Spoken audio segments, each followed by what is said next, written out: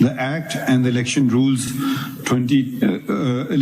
of 2017, with the consequence that Section 215(5) of the Act would be attracted, pursuant to which PTI was declared ineligible to obtain the election symbol which it had applied for.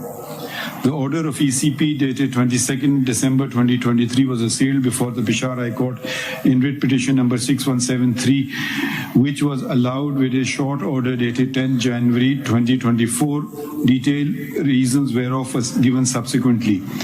Two representatives of PTI had filed another writ petition in the Lahore High Court bearing number 287 of 2024 against the ECP, which was disposed of by learned single judge with a order dated 3rd January 2024, holding that the prayer sought therein could only be granted if Section 215(5) of the Act was declared ultra vires a constitution.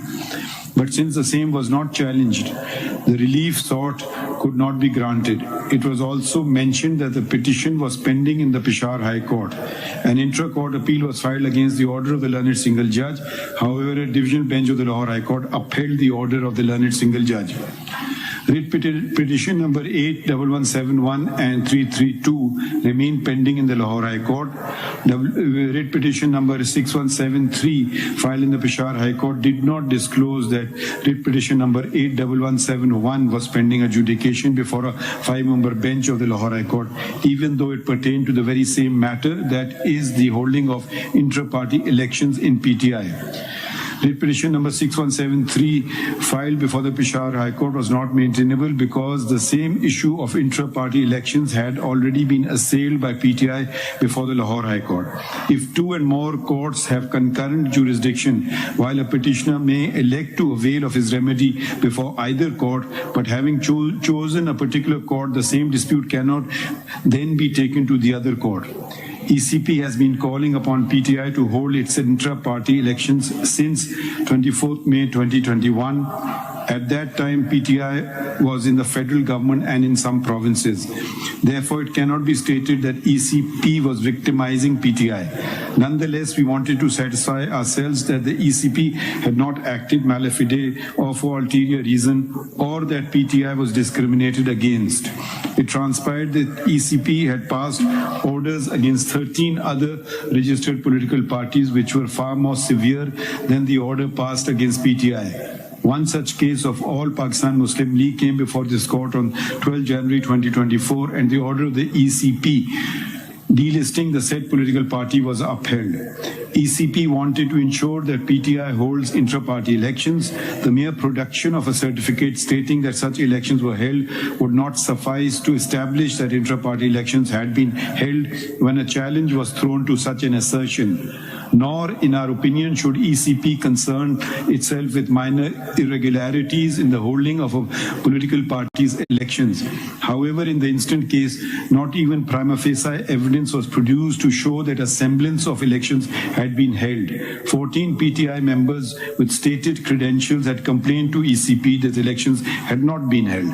These complaints were brushed aside in the writ petition by simply asserting that they were not members of PTI and thus not entitled to contest elections. But this bare denial was insufficient, particularly when they had credibly established their long association with PTI. And if any member of a political party is expelled, it must be done in accordance with Section 205 of the Act, but no evidence in this regard was forthcoming. Democracy founded Pakistan, a fundamental aspect of which is the ability to put oneself forward as a candidate and to be able to vote, both within a political party and in general elections.